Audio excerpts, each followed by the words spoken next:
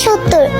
অবাক তো ব্যাপারটা, ডিসবেন্ডিং হওয়ার এত বছর পর বৃদ্ধ 7 জন বিটিএস সদস্য এক হয়ে কনসার্টের আয়োজন করে।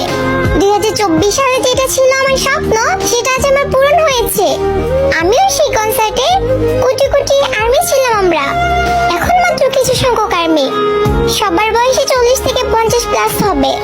কিছুক্ষণ পর সাতরাজা আসে, তাদের সাথে কিছু ছেলেও আসে। তারা দেখতে হুবহু আমাদের সাতরাজার মতো। তখনই ইয়ুঙ্গি বলে উঠে, আর্মিরা, আমরা ছোট বাংতা নিয়ে এসেছি।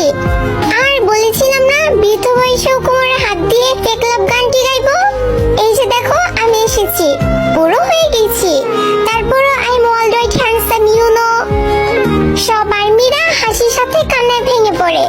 আমাদের ম্যাকমিলান বলে উঠে, তোমরা কান্না করো না, আমাদের কষ্ট হয়, ভালোবাসি তোমাদের অনেক।